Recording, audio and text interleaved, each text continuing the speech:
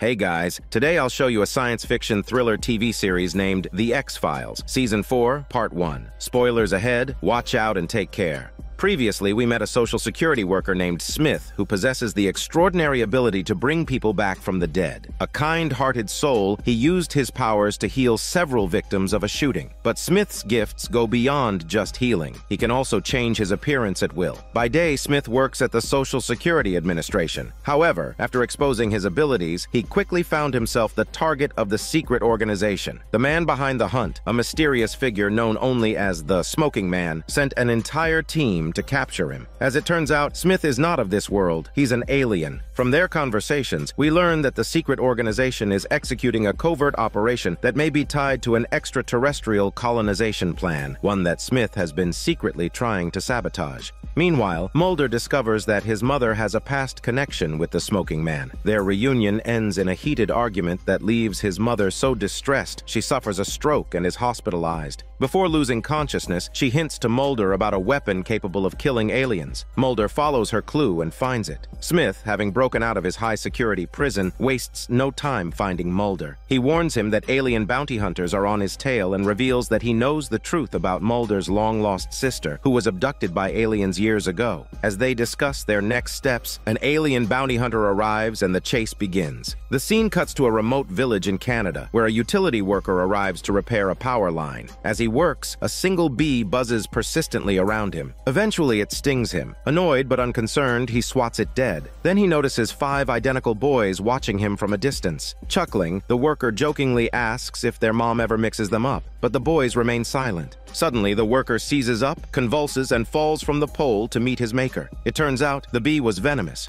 Back to Mulder. He had hoped Smith could help cure his hospitalized mother, but the bounty hunter's appearance derails their plans, forcing the group to scatter. Interestingly, the alien hunter doesn't attack Mulder or Scully, instead focusing solely on Smith. They engage in a high-speed chase through an abandoned factory and out to a port. As the hunter closes in, the hiding Mulder strikes with the alien weapon, landing a hit to the back of the hunter's head. As mentioned before, only a precise blow to that area with a special weapon can kill these aliens. The bounty hunter collapses, green blood leaking from his wound. Mulder picks up the alien's weapon, but to his shock, Smith is already fleeing by Tesla boat. Mulder jumps on board, escaping with him, leaving Scully behind on the shore. Feeling abandoned, Scully is deeply shaken. Then the seemingly dead bounty hunter rises again, suggesting Mulder's strike had missed the vital point. The hunter pulls the weapon from his head and regenerates. Smith tells Mulder that the secret organization has already deployed agents to watch the hospital, so helping his mother is no longer an option. Instead, he suggests they first try to locate Mulder's sister. The two head for Canada by car. On the road, Mulder calls Scully to let her know he's safe, but in doing so, he unwittingly reveals his location. The call is intercepted by the bounty hunter who has been keeping tabs on Scully. Out of gas, Smith and Mulder are forced to continue on foot. They arrive at a village where they find the body of the utility worker killed by the bee.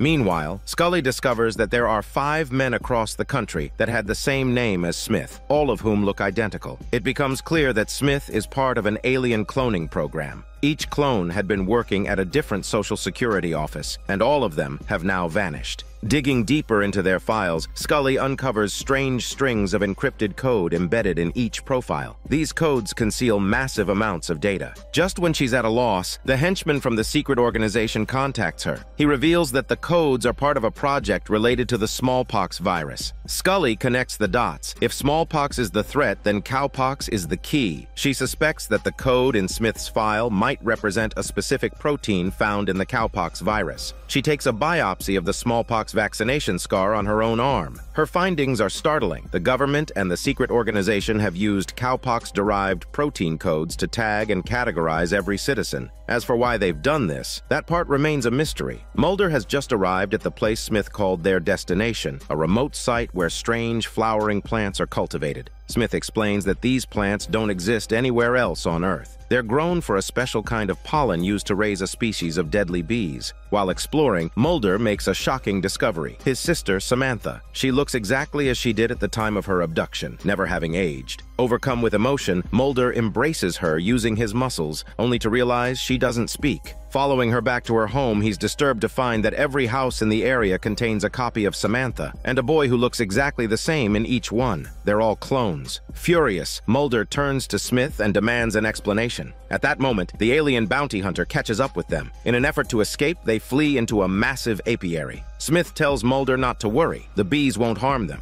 Everyone there, including Smith and the bounty hunter, has built-in immunity. But for an ordinary human like Mulder, their venom is deadly. Thinking quickly, Mulder douses himself in gasoline to deter the bees. The bounty hunter enters the apiary. In a desperate move, the group topples a giant section of the hive onto the hunter. Though immune, he's still badly stung, his face swollen and covered in welts. Infuriated, the bounty hunter catches up to them, knocks Mulder unconscious, and abducts Smith. Once again, Mulder is left with nothing. His long search has led only to heartbreak. Smith, his only hope of saving his mother, is gone, and the sister he fought so hard to find is just another clone. Back home, Mulder stands by his mother's hospital bed and breaks down in tears. But just after Mulder leaves, the smoking man arrives with the bounty hunter in tow. He asks the hunter to heal Mulder's mother, thinking the hunter has the same healing power as Smith. The smoking man argues that Mulder is relentless. They took his sister 20 years ago, and Mulder has dug up more about their operation than anyone else ever could. If his mother dies too, he'll never let them go. If their plan is exposed, it's bad for all of them. The bounty hunter considers this and agrees. He uses his alien powers to heal Mulder's mother. In truth, the smoking man has been quietly protecting Mulder all along. If not for his intervention, Mulder would have been killed a dozen times over. As for why he's gone to such lengths, rumor has it there's a deeper personal connection between him and Mulder's family. In the final scene, the henchman from the secret organization who repeatedly helped Mulder has finally been exposed. The smoking man sends assassins to silence him. Shot and bleeding, the henchman drags himself to Mulder's apartment and with his last breath scrawls 4 letters SRSG. Mulder is devastated to discover that all the evidence he'd gathered has already been wiped clean. No trace remains. Once again, all leads have vanished. From what we can piece together, the secret organization has been executing a long-running, top-secret plan in cooperation with extraterrestrials. The details are vague, but the breadcrumbs point to a massive alien colonization project. To prepare for this, the government and the secret organization began decades ago tagging civilians through smallpox vaccinations, embedding a specific protein derived from cowpox into every individual.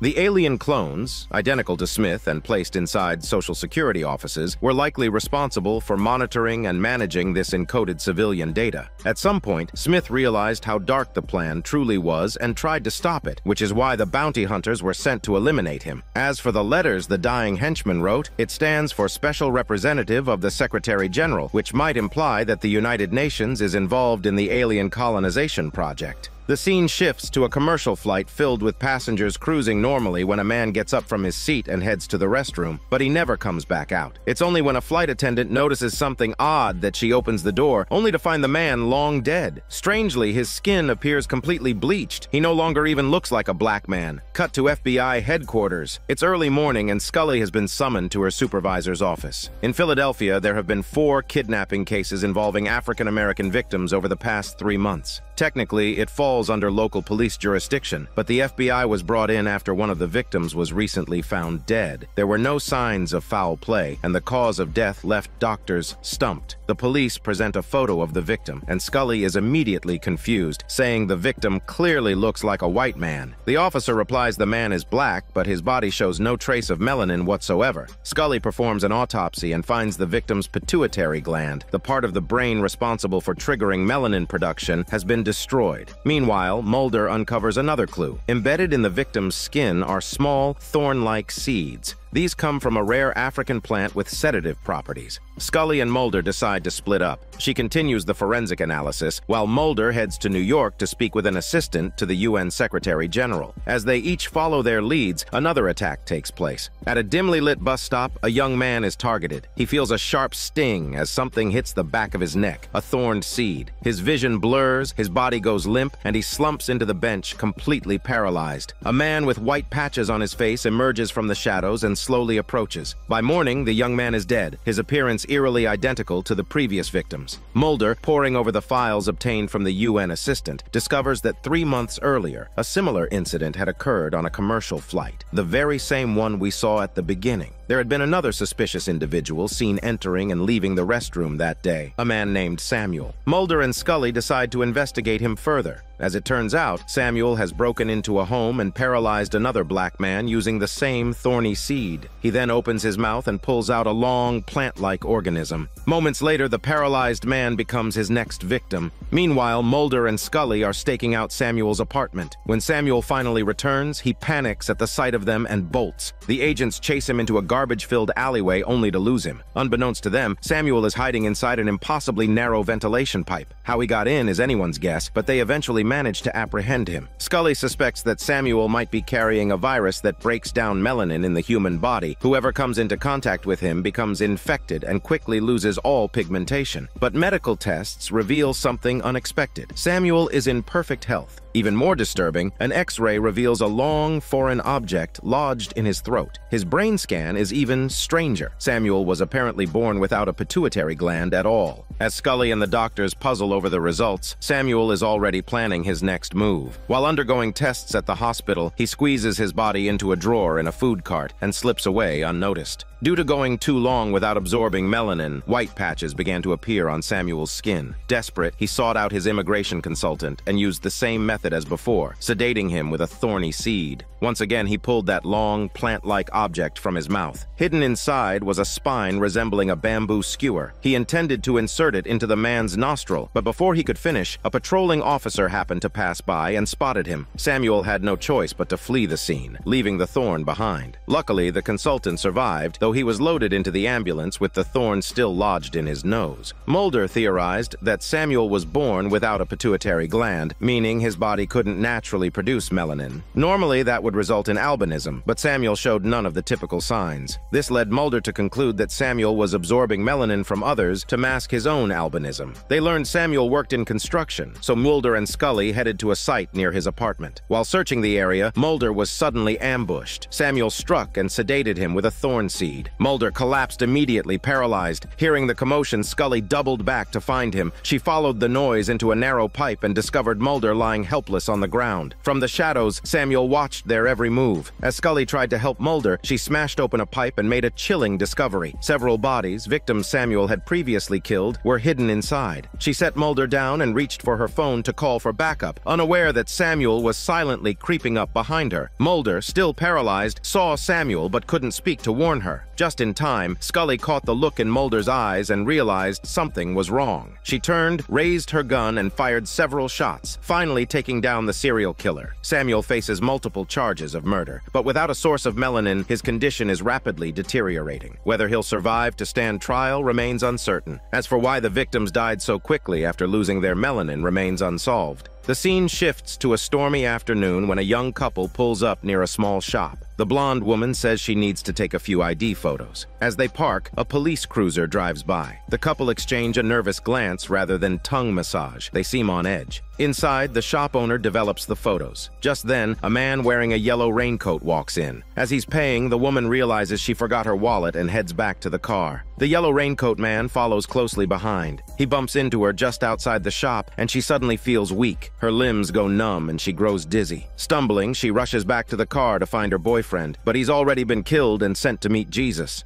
Unable to stand any longer, she collapses to the ground. The yellow raincoat man calmly approaches her blonde body and lifts her into his car before driving away. The scene cuts back to the photo studio. The shop owner, puzzled by how long the blonde girl has been gone, decides to take a look at the photos he just developed. To his shock, the images show the girl looking terrified, mid-scream. The story then jumps ahead a few days. When the shop owner learns the blonde girl has gone missing, he immediately calls the police. He tells investigators the photos were taken just moments before the girl was abducted. The entire session had seemed normal at the time, but for some reason, the developed photos turned out disturbingly wrong. Scully points out that the film stock the shop is using is all expired. Maybe that's the problem. But Mulder suspects something more supernatural. They begin digging into the blonde girl's background and find out she was under investigation for credit card fraud. fraud. That explains why she and her boyfriend looked so anxious when they spotted the police cruiser earlier. Back at the girl's apartment, Mulder finds a camera. He casually snaps a few shots, but when the photos are laid out on the table, every single one shows the same thing: the blonde girl's face frozen in fear. In some shots, ghostly figures linger near the edges. Mulder quickly forms a theory. The abductor must possess psychic abilities strong enough to influence nearby cameras, projecting his thoughts into the film. He must have followed the girl home, and his presence left a mental imprint on her camera. Just as they're closing in on the case, the missing girl suddenly reappears. She's wandering alone down the street, dazed and confused, with dried blood crusted around her eyes. She's rushed to the hospital, and the test results are grim. Someone surgically removed her frontal lobe. The doctors explain that this type of procedure, a lobotomy, was used in the 1930s. A sharp tool, often an ice pick, was inserted through the eye socket to remove part of the frontal lobe, rendering patients docile and compliant. But the surgery also stripped them of their personality, often leaving them in a near-vegetative state. It was eventually banned due to its inhumane nature and dangerous side effects. Throughout the examination, the girl keeps repeating a single word. Scully recognizes it. It's German. It means unease. Before they can make sense of it all, another victim is reported missing. This time, a legal assistant from a law firm. When Mulder and Scully arrive at the firm, they notice it's under renovation, with a contractor's sign displayed outside. Coincidentally, the same logo had been spotted near the location where the blonde girl was abducted. That's when suspicion falls on the construction company. The agents split up. Scully begins investigating the contractor's employees, while Mulder heads to a forensic lab to analyze the mysterious ghost figures in the photos. The technician enhances and rotates the images, revealing a faint face in the background, along with a distorted, stretched-out, shadowy figure. Meanwhile, Scully tracks down the site foreman named Jerry, who's working on stilts inside the building. He seems friendly enough. Just then, Mulder calls with an update. He believes the distorted shadow in the photos is a psychic projection of the kidnapper's self-image. The legs are unnaturally long. He suggests the suspect likely uses stilts or some other device to make himself appear taller. Scully hangs up and glances at Jerry, still working on his stilts. She slowly walks over and speaks the word the blonde girl kept repeating, causing Jerry's eyes to flicker nervously. Without hesitation, Scully draws her gun.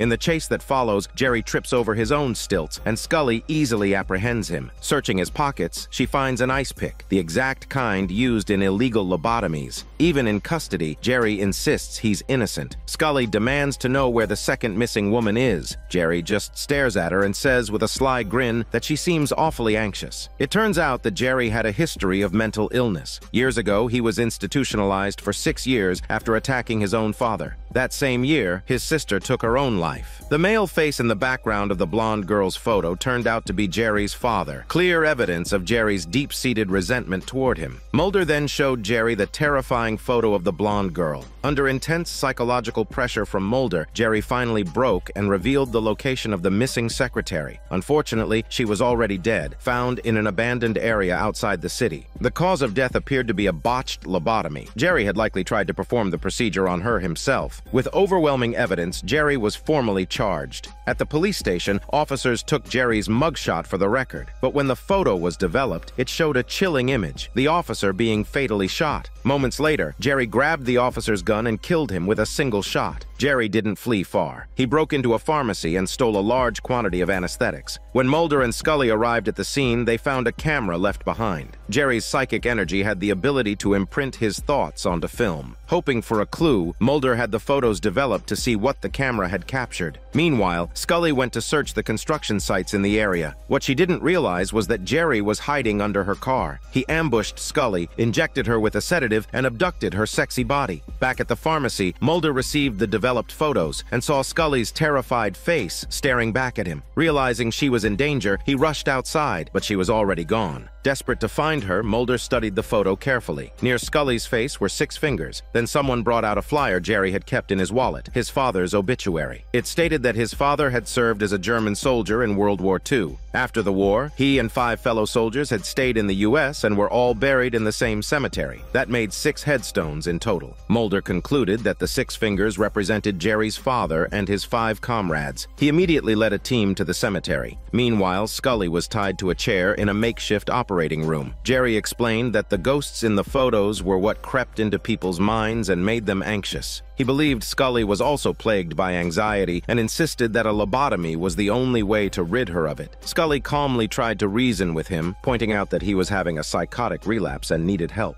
Jerry, unmoved, picked up his camera and took a photo of Scully, but what he saw in the image shook him. He told her he didn't have much time left. At that moment, Mulder noticed an RV parked near the cemetery. Inside, he found Jerry's keychain, confirming Scully was inside. He shouted her name and smashed at the door, trying to break in. Hearing the noise, Jerry ignored the chance to flee and instead tried to rush through the operation. Just as he prepared to begin, Mulder burst through the door and shot Jerry dead. Scully finally let out a breath of relief. Among the scattered belongings inside the RV were the latest photographs Jerry had taken, including one of himself, moments after being shot by Mulder. Strangely, this time, there were no ghostly figures in the frame. It revealed that he knew death was coming, and he welcomed it. After years of relentless inner torment, it was the release he longed for. The absence of ghostly images in that final photograph hinted that, in death, Jerry finally found peace. The scene shifts to a private cosmetic surgery clinic in Chicago where an overweight woman is preparing to undergo a liposuction procedure. Nurse Rebecca wheels her into the operating room and notifies the lead surgeon. But the doctor seems visibly unwell, sweating profusely, clearly not in the right state of mind. During surgery, he makes a critical error. The patient dies on the table due to a clear violation of medical protocol. After a report is filed, Mulder and Scully arrive to investigate. When questioned, the doctor tells them he felt like he had an out-of-body experience, that he wasn't in control of his actions, and afterward he couldn't even recall what happened. This was a seasoned surgeon, one with a spotless record. Making such a rookie mistake seemed impossible. Mulder and Scully inspect the operating room where the incident took place. On the floor, Mulder notices 5 small circular scorch marks. Connected together, they form a pentagram. This raises Mulder's suspicion. Scully insists it's likely the result of prolonged use of psychiatric medication causing hallucinations. They soon cross paths again with Nurse Rebecca, who seems unfazed and reluctant to talk about the recent tragedy. She quickly immerses herself in preparing for the next surgery, this time a facelift for another female patient. Strangely, while claiming the surgeon hasn't arrived yet, Rebecca places 5 circular marks on the patient's body, just like before. When the new surgeon enters, he too appears mentally unstable, and once again the patient dies due to the doctor's reckless handling. Afterward, this doctor also claims to have no memory of what happened, moving and speaking like a lifeless puppet. Reviewing footage from the operating room, Mulder notices a distinct pentagram-shaped bruise pattern on the patient, clearly caused by Nurse Rebecca. Mulder theorizes that these markings might be part of a protective ritual meant to shield the patient, but ironically, the result was death. With multiple fatalities on their hands, the clinic's management is in full crisis mode. During an emergency meeting, Mulder and Scully burst in. A doctor named Franklin informs them that 10 years ago, a few other unexplained patient deaths also occurred, and all those patients had contact with Nurse Rebecca.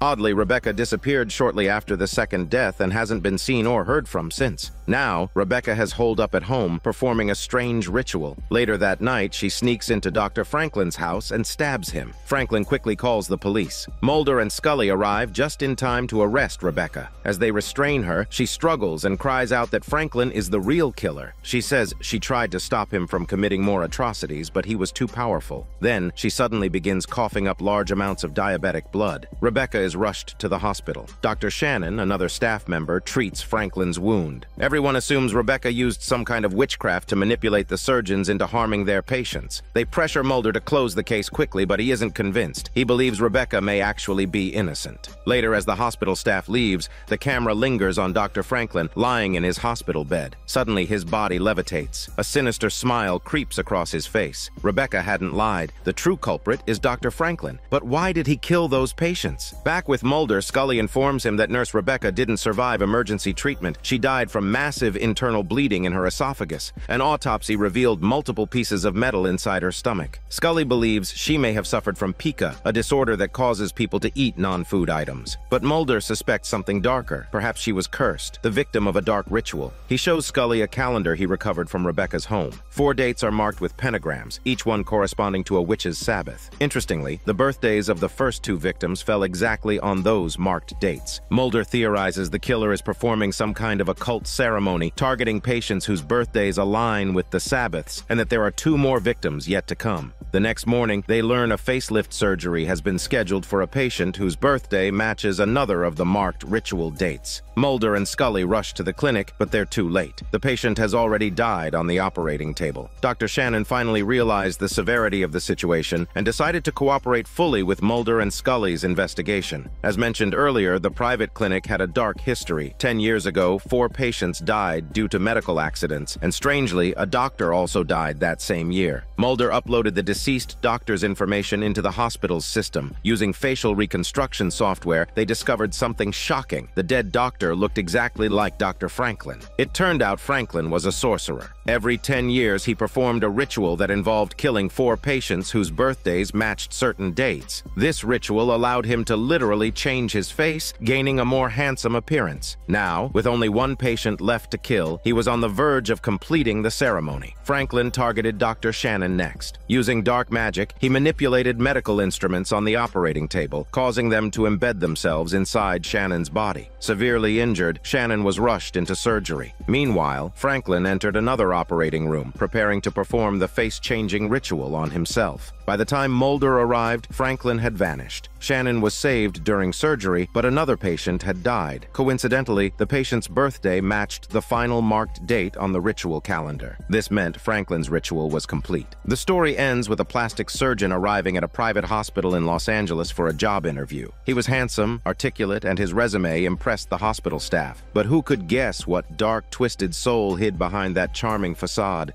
The scene shifts to the secret organization that controls the U.S. government from behind the scenes. The head of this mysterious group is the Smoking Man, who recounts his rise from a young soldier to the powerful leader he is today. He enters an attic, slowly lights a cigarette, then sets up a sniper rifle, aiming at a house below. As he prepares to fire, his memories take him back. It's 1962, about a year and a half after the Bay of Pigs invasion. The Smoking Man is a young soldier, handsome but introverted, often found alone in a corner reading novels. At this point, he doesn't even smoke yet. One day, a fellow soldier proudly shows him a photo of his 1-year-old son who just learned to speak. From their conversation, we learn this soldier is Mulder's father, and the photo shows a young Mulder with his mother. The Smoking Man looks at the photo with a complicated expression before handing it back. Military superiors call the Smoking Man into an office. They've investigated his background. His father was a Soviet spy executed when he was very young. Impressed by his abilities, they offer him a secret mission. Success means induction into the secret organization, but at the cost of losing all personal identity.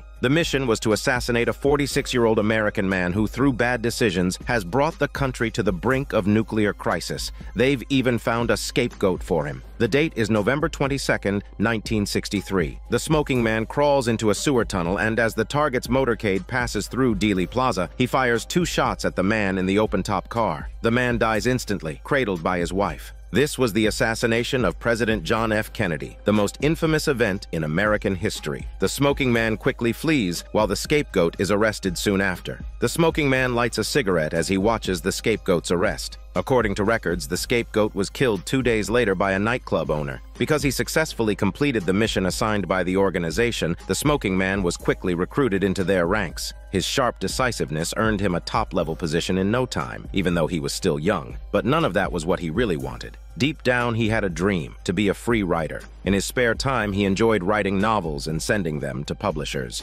Fast forward to 1967, a radio broadcast plays Martin Luther King Jr.'s speech at an anti-Vietnam War rally. The Smoking Man listens with obvious disdain. He calls an emergency meeting. Fearing the influence King had, especially his ability to convince Black Americans not to fight in Vietnam, which would hurt the U.S. strategically, the organization decided King had to be eliminated. The Smoking Man, who claimed to deeply respect King's character, volunteered to carry out the assassination himself. On the night of April 3, 1968, the Smoking Man slowly lights a cigarette. He pulls out a photo of a young Mulder and his mother. The next morning at 5:15 a.m., he scopes out the perfect vantage point. At 6:01 a.m., he pulls the trigger and kills Martin Luther King Jr. Once again, the organization quickly arranged a scapegoat. Jump to 1991. The Smoking Man, now older, is in a meeting with his subordinates discussing global affairs. He's wearing a nicotine patch. Seems like he's trying to quit smoking. Suddenly, his phone rings. The caller ID reads Saddam Hussein, who was still alive then. The Smoking Man tells his assistant to remind him to return the call later.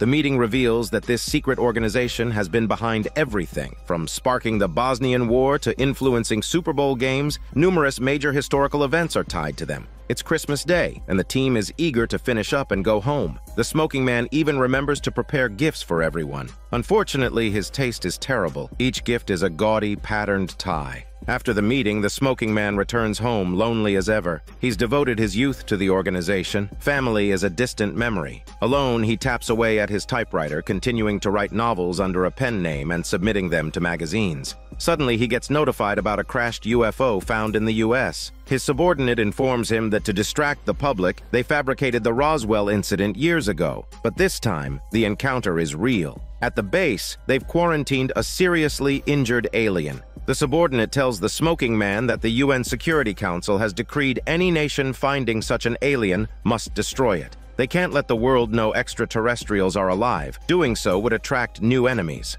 Reluctantly, the smoking man orders his man to enter the isolation chamber. He rips off his nicotine patch, lights a cigarette, and after a few gunshots, the threat is neutralized. This subordinate, who gave Mulder crucial insider info in Season 1, was later killed on the organization's orders. Now it's 1992, the first episode of The X-Files. Scully arrives for her FBI interview, and the smoking man watches quietly from the shadows. Soon after, Scully is assigned to the X-Files department to keep an eye on Mulder's every move, but Scully's deepening trust in Mulder leads her to disregard her orders. Together, they solve countless mysterious cases, earning the organization's wrath. The scene shifts to the lonely smoking man receiving a letter from a magazine. He calls the number on the letter. An editor tells him they want to buy the rights to his novel and praises it as brilliant. Elated, the smoking man writes his resignation letter, ready to quit the organization and chase his dream of being a free writer. He arrives early at a newsstand to buy the issue with his story, but the cover is tacky, and the magazine butchered his novel beyond recognition.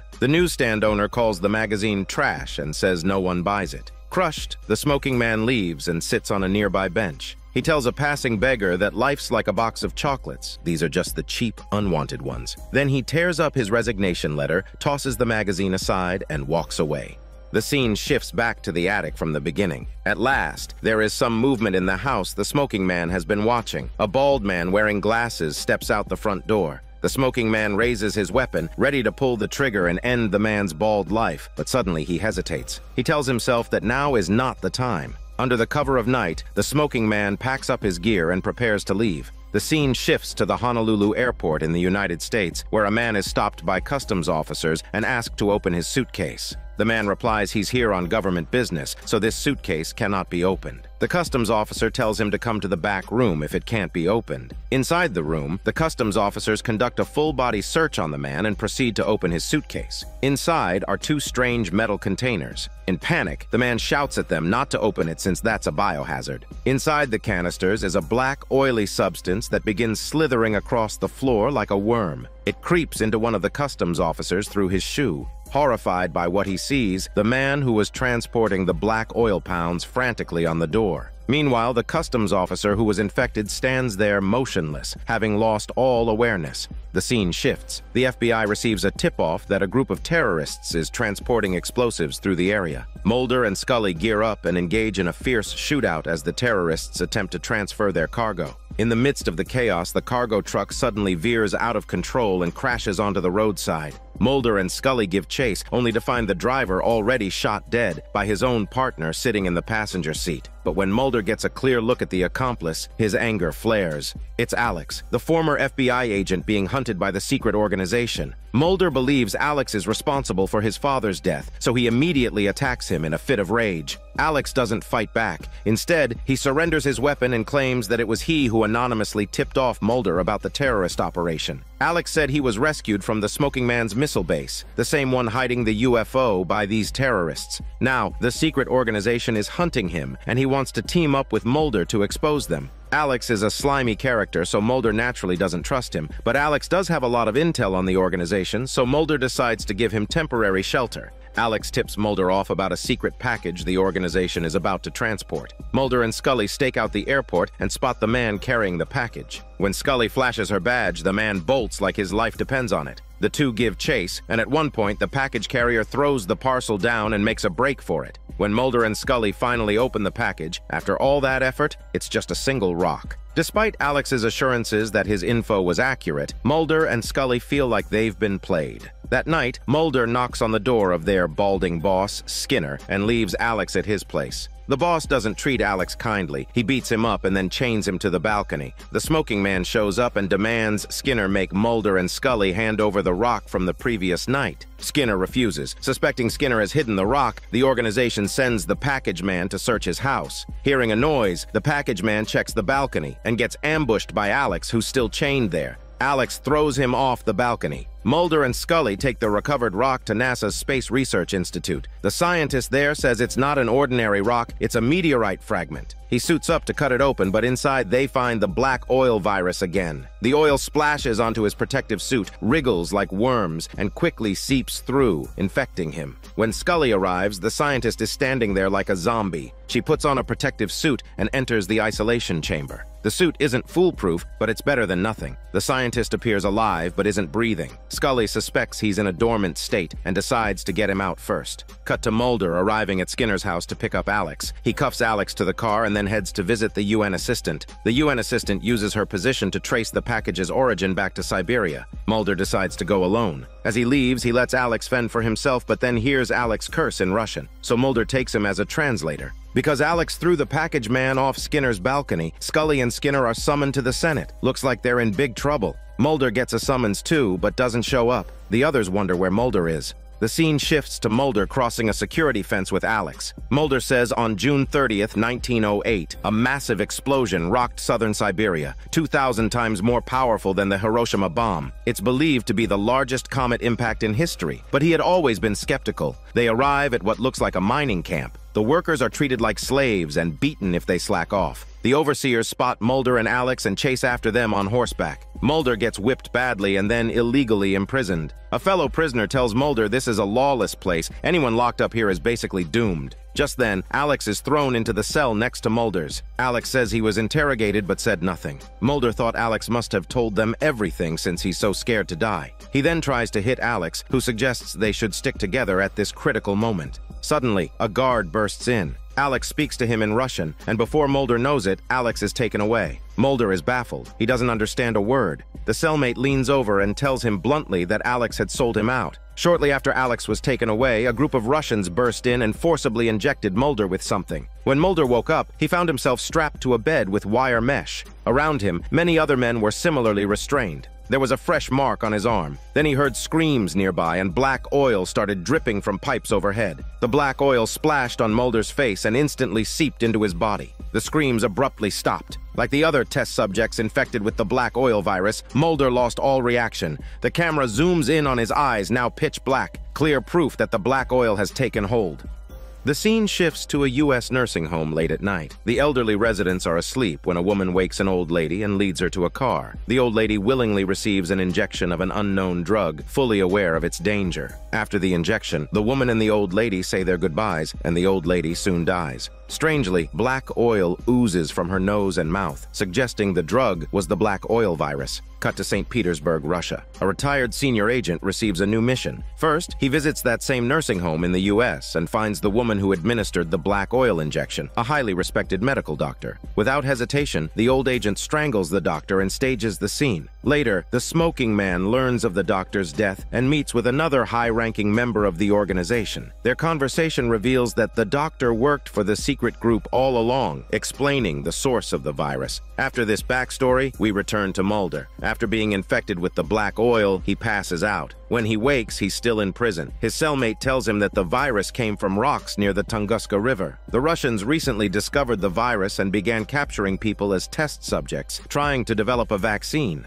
Hundreds have died in the process. The cellmate gives Mulder a homemade weapon, hoping it will come in handy. The next morning, Mulder and the other prisoners are taken outside to face endless labor and bio-experiments. Mulder sees Alex groveling to the camp commander. This traitorous rat makes Mulder furious. Mulder pulls out the weapon, jumps on a truck, and beats Alex unconscious. Then Mulder drives the truck and makes a daring escape. Alex wakes up during the escape and jumps from the vehicle, but the truck malfunctions and crashes down a hill with Mulder still inside. Injured, Mulder buries himself in fallen leaves to avoid the camp's search. Alex, who jumped off the truck, ran into a group of Russians. They were ragged and worn down, and strangely, each was missing their left arm. It turned out they had all been victims of the concentration camp's brutal experiments. Cowardly and desperate to survive, Alex quickly lied, claiming he was an American prisoner who barely escaped the camp. The Russians believed his smelly bullshit and promised protection. After all, the enemy of an enemy is a friend. But that very night, they cut off Alex's left arm, preventing him from letting go of his own hormones in the future. Meanwhile, the injured Mulder was spotted by the camp's truck driver. The driver was a local who had avoided becoming a test subject only because he helped transport supplies for the camp. Now, with his truck wrecked during Mulder's escape, the angry driver took Mulder back to his home. The driver's wife noticed the mark on Mulder's arm and realized he was one of the camp's test subjects. She said that only by amputating the left arm could Mulder hope to survive. Cut to Scully and Skinner. They're summoned to a Senate hearing after intercepting the secret organization's meteorite fragments, and because the courier transporting the package was found dead outside Skinner's building. Mulder's mysterious disappearance and Scully's refusal to reveal his whereabouts land her in jail. Just as the Senate moves to remove Scully from her post, Mulder suddenly returns and manages to get her off the hook. How he convinced the Russian couple to spare him remains a mystery. While Mulder and Scully attend the hearing, the elderly agent from earlier breaks into the research lab, kills the infected scientist, and steals the sliced meteorite fragment. So many unexpected twists force the Senate to recess the hearing. After the recess, Mulder and Scully don't stop their investigation into the black oil virus. They return to the nursing home from earlier and learn that the Russian agent killed the doctor who had been experimenting on elderly volunteers with the black oil virus. Like Russia, the U.S. has been researching a serum to suppress the virus. But the Russians got there first, poisoning those elderly test subjects. Mulder then tracks down the head of the terrorist group where Alex is hiding. Alex claims he was rescued by the terrorists from the Smoking Man's missile base, but that's a lie. In truth, he escaped the base long ago and approached the terrorists to collaborate on weaponizing the black oil virus into a bioweapon. Alex smuggled the black oil virus into the U.S. from Russia himself. Mulder learns the bioweapon is hidden at an oil well in Canada, but just when he's one step from the truth, an explosion destroys all evidence, again leaving Mulder and Scully empty-handed. This time, the evidence destruction is the work of Russian agents, not the secret organization. The story ends with Mulder and Scully passing the Senate hearing. Meanwhile, the old agent returns home after completing his missions, only to find Alex waiting for him. The agent says he's retired now and no more missions. Alex tells him not to worry since he's just here to congratulate him on his retirement. As he speaks, he pours tea with his left hand. Now, a prosthetic. Looks like Alex really lost his hormone let-go arm. Here's a quick recap of these 2 episodes. Russia discovered the alien black oil virus hidden in meteorite fragments from the 1908 Tunguska explosion. The U.S. stole some of it unofficially. Both countries have been using human test subjects to study and develop vaccines to suppress the virus.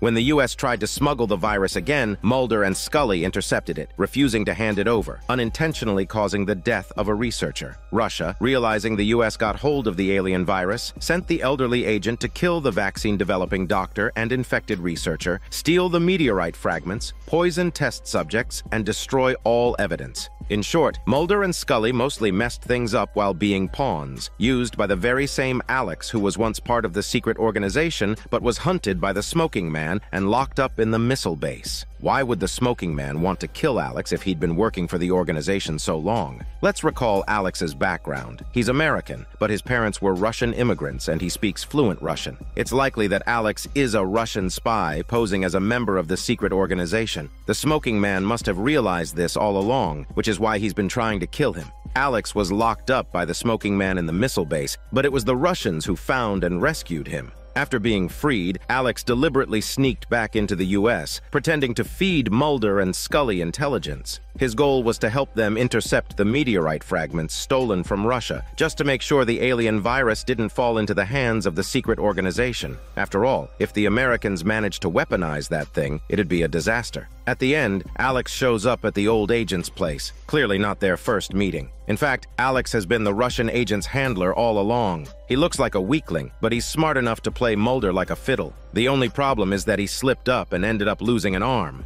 The scene shifts to a small red dot appearing on Mulder's ceiling late at night. It changes shapes and forms words. First, it lands on a white car, then guides Mulder to a park, and finally transforms into a heart over a sexy blonde girl. Suddenly, a fierce wind blows in his ears, and Mulder wakes up. It was all a wet dream. Following his FBI instincts, the first thing Mulder does is look up the address of the park from his dream. He finds the place and quickly alerts local police. After digging around, the police discover a body. Mulder tells Scully he's dreamed of this place 3 nights in a row with a blonde girl lying there. He believes the victim is guiding him to find her. The victim's clothes are cut with a heart-shaped hole, leading Mulder to a convicted serial killer. This killer, a vacuum cleaner salesman, traveled around under the guise of selling vacuums, leaving a heart-shaped piece of fabric from each victim's clothing as a trophy. Mulder caught him years ago. The killer confessed to 13 victims, but Mulder just found the 14th body, meaning there are more victims out there. The latest victim disappeared in 1975. Mulder and Scully visit her father.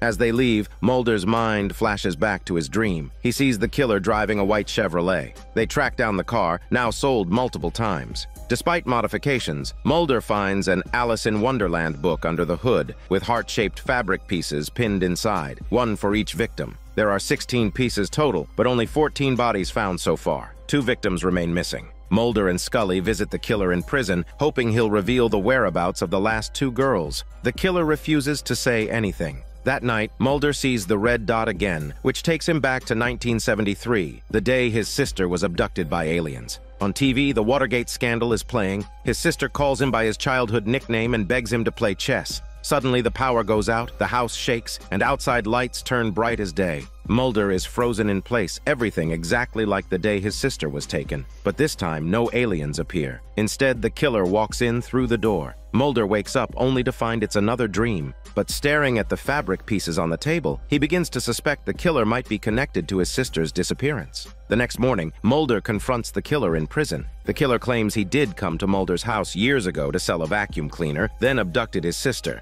He demands the heart-shaped fabrics back if Mulder wants to know what happened to her. Mulder, furious at the killer's arrogance, punches him. Scully worries the killer could be looking up Mulder's info online from inside the prison, maybe just toying with him. That night, Mulder rushes to his mother's house and finds the vacuum cleaner the killer sold to his parents hidden in the basement. So the killer really was there. Mulder returns to prison, this time bringing the heart-shaped fabrics himself. Following the killer's instructions, they unearth the 15th victim's remains, but it's not Mulder's sister. The killer says there's still one more body to find, and the last victim is indeed Mulder's sister, but only if Mulder takes him out of prison to identify the burial site in person. He complains he's been bored in prison for years. To find his sister, Mulder bypassed Scully and secured a prisoner transfer order. That very night, he flew back to his hometown with the killer. On the plane, the killer spotted a cute girl and tried to strike up a conversation. But with Mulder right there, he didn't dare make a move. Mulder took the killer to the house where he grew up, now long abandoned. The killer vividly described the scene of the crime, boasting as he spoke. But Mulder just sneered coldly and said his sister never went missing from this house. It's just one of the properties his family owns. He deduced the killer never actually kidnapped her. The reason the killer knows so many details about her disappearance is because he had been studying him all along. Mulder decided to send him back to prison first thing in the morning. That night, Mulder handcuffed the killer to the bed and worked nearby. Suddenly, he heard his sister's voice calling for help.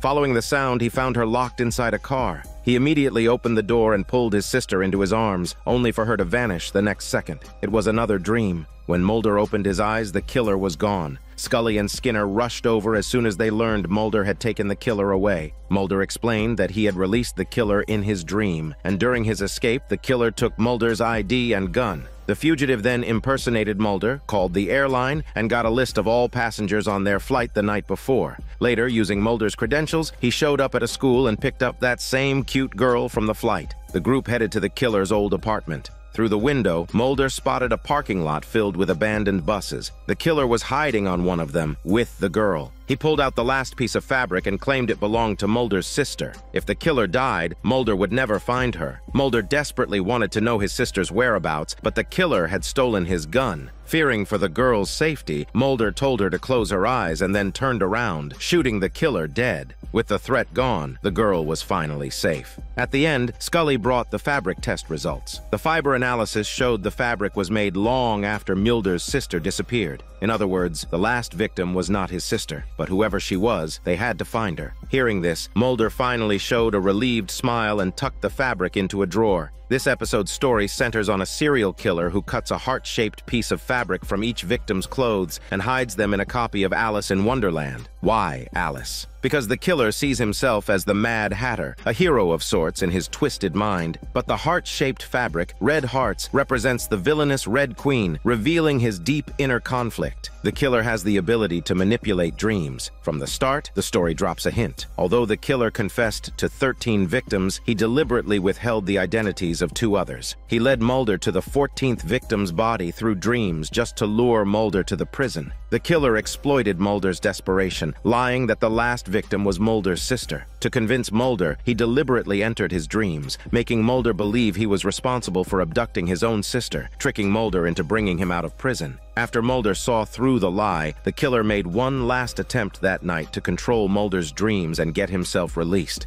In those dreams, Mulder believed he was freeing his sister. This repeated dream manipulation linked their minds, allowing Mulder to locate the killer's hideout immediately after his escape. At the end, Scully tells Mulder the fabric isn't from his sister. Though Mulder outwardly smiles, he secretly keeps the fabric in his drawer, showing he still doubts the test results. This means the fabric might really belong to his sister. After all, the killer was a vacuum cleaner salesman, and Mulder found that same vacuum at his mother's house years later. It's possible the killer sold the vacuum, then secretly came back to Mulder's home, and maybe even witnessed the alien abduction of Mulder's sister, so he might actually know more than he's letting on.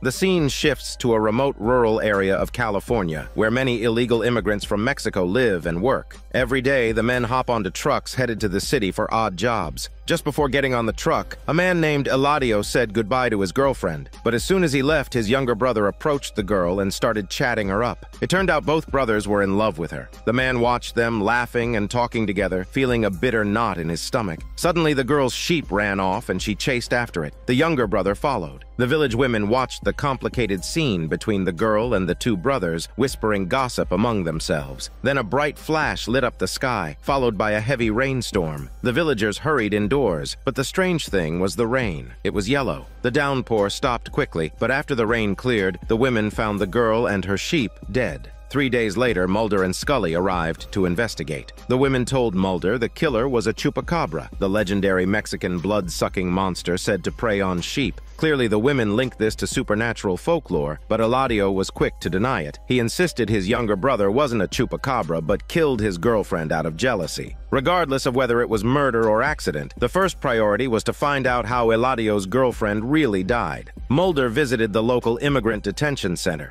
The younger brother had been locked up right after the incident, and, as an illegal immigrant, was soon to be deported. The agents knew he was connected to the suspicious death, but showed no concern for how an illegal immigrant died, their disdain clear. The brother told Mulder that he and the girl had gone after the sheep just before the yellow rain started. After the rain, the girl collapsed, and he ran out of fear. He was then placed in the deportation van, but the other immigrants saw him as the chupacabra and shunned him so badly that the driver had to seat him up front. Cut to Scully at the local morgue. She planned to perform an autopsy on the girl. Only 3 days had passed, but the girl's body was already covered in green fungus. Scully concluded the girl died from a fungal infection, a common fungus one might encounter in everyday life, but one that normally wouldn't be deadly. Suddenly, they noticed the deportation van parked by the roadside. The illegal immigrants who were inside had all fled, and the brother was nowhere to be found. The driver, however, was dead, also from the same fungal infection. 2 deaths caused by fungus, both connected to the brother.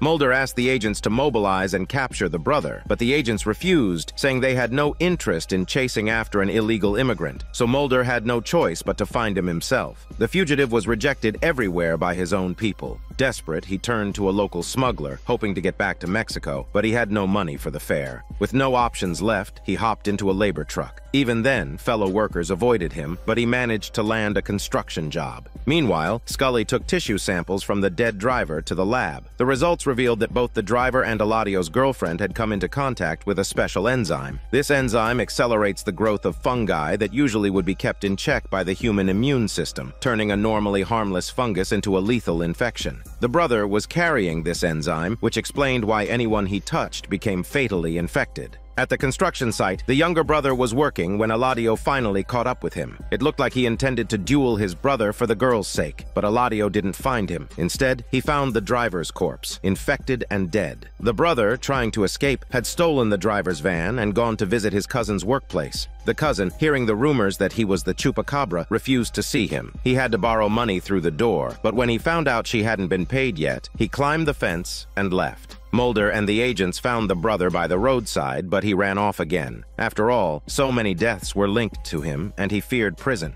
He hid on a truck transporting sheep, and sure enough, that night the sheep all died from fungal infection. The brother then arrived at a supermarket. By now, he had started to mutate, desperate for food. He stole snacks but was chased out by staff. The employees noticed a green mold growing on everything the brother touched. Eladio tracked him to the supermarket but was arrested by agents who arrived just in time. The mutated brother fled and found the cousin again. His appearance was now altered, but he took her wages before heading back to his place. Unexpectedly, the agents bypassed Mulder and Scully and brought the arrested older brother to this very spot, hoping to watch the two brothers fight. The women of the village saw the three men chasing each other and fled the village. And with that, the story ended abruptly. This episode is quite heartbreaking. Illegal immigrants start turning on each other because of rumors spread by the village women. The younger brother is desperate, but not everyone rejects him. Eladio outwardly talks about killing him, but secretly protects him. At first, he defends his brother, saying he's not a monster. He claims to want revenge for his girlfriend, but actually believes in his brother. However, since the brother was already branded as the chupacabra by their own community, openly defending him would mean facing the same rejection. In the end, Eladio chooses family over everything.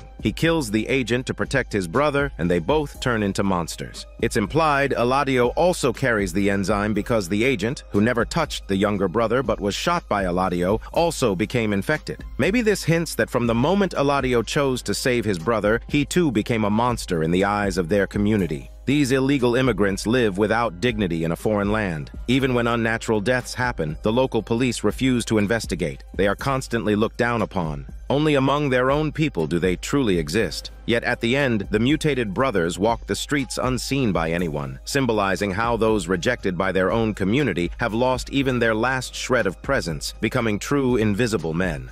The scene shifts to an ambulance racing toward the hospital. Behind the wheel sits a female driver, and in the back is Dr. Leonard, a paramedic, with a critically ill heart attack patient on the stretcher. Leonard rapidly assesses the man and, to the driver's shock, declares this isn't a heart attack, it's advanced lung cancer. Before she can ask how he knows, a car sideswipes the ambulance. The driver swerves too late and they crash. She walks away with only minor injuries, but in the back, both the patient and Dr. Leonard are killed instantly, and Leonard is thrown out of the vehicle, decapitated. That night, the coroner's office receives Leonard's body. In the wee hours, the morgue attendant hears a thud from the refrigerated cabinet. Braving it, he opens the door, only to find Leonard's head rolling on the floor like a ball. Before he can react, a completely naked man sneaks up from behind, knocks him out, and vanishes. At dawn, Mulder and Scully arrive. The morgue guard has been found unconscious and his uniform is missing. No alarm was ever triggered and there's no sign of forced entry. Scully suspects a body snatching for the black market. A headless corpse can fetch a high price. Reviewing security footage, they see the assailant wearing the guard's clothes, but his face is obscured by interference. Whoever he is, he left empty-handed. So where is Dr. Leonard's body? They head to the hospital's incinerator thinking the corpse was dumped in there. The furnace holds only Dr. Leonard's skull, no body. As Scully reaches to examine it, the skull suddenly winks at her, causing her to recoil in terror. Meanwhile, Mulder breaks into Leonard's home. The bathroom is splattered with blood. The guard's uniform lies scattered on the floor. A bathtub is filled with iodine. Mulder wonders if a headless man really limps home, changes clothes, and soaks himself in iodine. Scully rolls her eyes, telling Mulder to stop with the supernatural leaps. In the lab, tests on Leonard's skull flash back a stunning discovery. Every cell in his head is cancerous, cells so far gone that no patient could possibly survive. Yet Leonard did. Mulder proposes that Leonard has developed some super regenerative abilities. Losing his head didn't kill him, it simply prompts a new one to grow, much like an earthworm regenerates. Mulder thinks that the bathtub full of iodine is Leonard's antiseptic bath to aid the regrowth. Scully remains unconvinced, until she gets a call from the fingerprint database. Leonard's prints match those of a man who, unlike the reclusive Leonard, did have family, a mother still alive. They pay the man's elderly mother a visit, only to learn her son died in a car accident 6 years ago. Mulder spots a faded photo. Dr. Leonard and the man look identical. Back at a nearby hospital, the ambulance driver, haunted by the crash, spots Dr. Leonard stepping off the elevator, wearing a new name badge. He's alive. Cornered, Leonard offers a rueful smile, then injects her with potassium chloride. She slumps and dies on the spot. A security guard witnesses the murder attempt and tackles Leonard, handcuffing him to his patrol car. As the guard radios for backup, Leonard clenches his thumb in agony and swiftly slices it off, then disappears into the night. Every bizarre development seems to confirm Mulder's theory. Dr. Leonard can't stay dead, but Scully keeps urging caution, saying they have zero proof of regeneration. Mulder's next theory was that Dr. Leonard and the man, who died in that car crash 6 years ago, were the same person. So he and Scully tracked down the man's elderly mother, hoping she'd reveal Leonard's whereabouts. She refused, saying her son had always been different and that she would protect him. So where had the fugitive Leonard gone? Mulder and Scully discovered he'd shown up at a downtown bar. There, he hunted down a man with late-stage lung cancer, killed him, and consumed the victim's cancerous tissue, presumably to fuel his own regeneration. Back at the man's mother's house, they found a receipt for a rented warehouse. Racing there, they saw Leonard speeding out in a car. Mulder shot the gas tank and the vehicle blew up. Inside the wreckage was a charred corpse, Leonard's body. He insisted Leonard's regenerative power was so potent that he must have duplicated himself. Mulder unearthed the man's 6-year-old coffin, and inside lay yet another body identical to Leonard's. Mulder concluded both were false deaths Leonard engineered to throw everyone off his trail. The real Leonard remained at large. Because the act of birthing a duplicate left Leonard's original form dangerously weakened, Mulder and Scully guessed he'd gone home to recuperate. So, they broke into the man's mother's house and found Leonard soaking in that iodine-filled bathtub. It turned out the mother had a history of cancer that had recently returned. Desperate for her to recover and for himself to absorb fresh cancer cells, she asked Leonard to operate on her. He carefully excised the malignant tissue, bandaged her wounds, and called an ambulance. Scully rode with the patient to the hospital. Mulder mobilized police units to sweep for Leonard, but Leonard had simply hitched a ride in the back of the ambulance. Once inside the empty hospital corridor, he sprang on Scully, brandishing a scalpel and hissing that she had what he needed. But he was still weak from his prior regeneration. Scully stunned him with her taser, sending him tumbling out of the ambulance and into unconsciousness. 10 minutes later, Mulder confirmed. Emergency crews couldn't revive Leonard. This time, he really was dead like a piece of shit. And yet, Scully didn't look relieved. That night, she suffered a violent coughing fit and nosebleed. In her mind echoed Leonard's chilling words. She had what he needed. In this story, Leonard is a mutant who regenerates by absorbing cancer cells. He can grow an entire head and even split himself into 2 bodies to fake his own death, then adopt a new identity.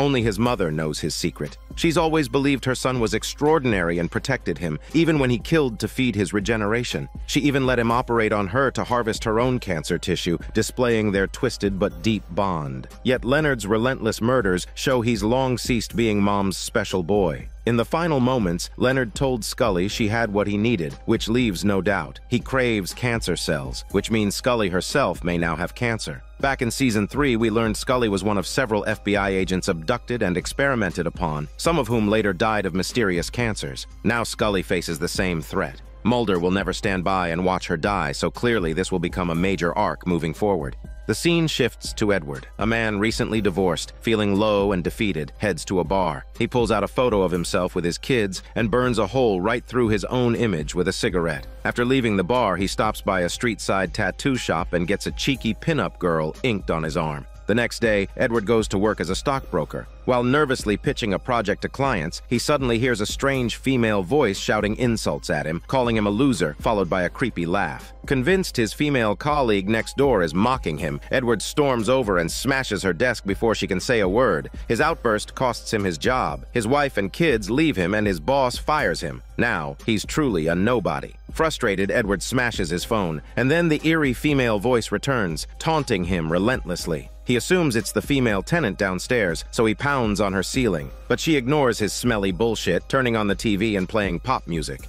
Yet to Edward's ears, even the lyrics sound like cruel jabs at him. The voice grows bolder, urging Edward to teach her a lesson. Pushed over the edge, Edward finally snaps. He barges into the woman's apartment, kills her, and drags her heavy body down to the basement where he throws it in the boiler to destroy the evidence. Meanwhile, Scully is trailing Mulder, tagging along as he chases UFO witnesses across town. She's clearly fed up with this exhausting routine. Picking up a withered rose petal from the street, she feels a wave of sadness and storms off alone. Mulder barely notices her mood and even seems annoyed she left him behind. He's busy at the office investigating UFO cases. Scully asks why there isn't a desk for her in Mulder's office. After all, they've been partners for years. Mulder shrugs, claiming the office is too cramped. Then he hands her files on a new informant, a Russian contact with ties to UFO retrieval operations. He hands her a list of people to check out and a plane ticket to Philadelphia. Mulder's blunt, take-it-or-leave-it approach irritates Scully. He didn't even ask if she wanted to go, just book the ticket. She feels her life has been like that with him, controlled, lonely, like that dying rose petal, so she refuses.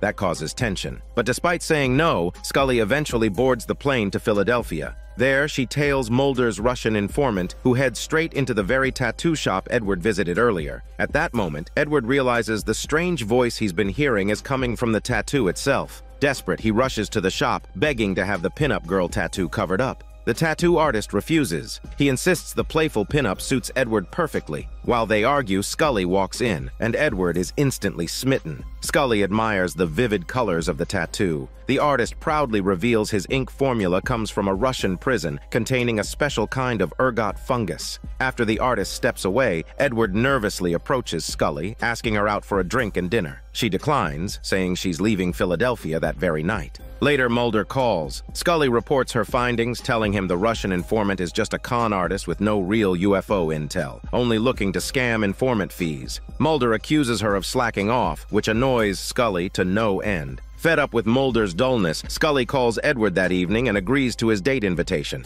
Edward is thrilled. Between his crumbling life and the torment of the whispering tattoo driving him mad, this is a rare moment of hope. But as the creepy voice starts up again, Edward takes a cigarette and burns himself right on the tattoo. That evening, Scully showed up at Edward's apartment and asked him to take her out for a drink to unwind. Flattered, Edward quickly bandaged his burned arm, and they headed to the same bar where it all began. Over drinks, they opened up about their troubles. Afterwards, Edward took Scully back to the tattoo shop, and she picked out a beautiful design for herself. A fierce Philadelphia snowstorm blew in that night, and both had drunk more than a little. Rather than brave the cold, Scully and Edward ended up spending the night together. The next morning, an excited Edward slipped out to get Scully breakfast. Later, a knock on the door woke her. 2 local detectives were standing there. It turns out a tenant in Edward's building had vanished. Her apartment showed blood spatter that wasn't hers, and the blood tested positive for hallucinogens. Scully remembered the tattoo artist's mention of a special ergot in the ink and immediately checked online. Ergot is indeed a powerful psychoactive. She feared that in the grip of ink-induced hallucinations, she and Edward had killed that poor tenant.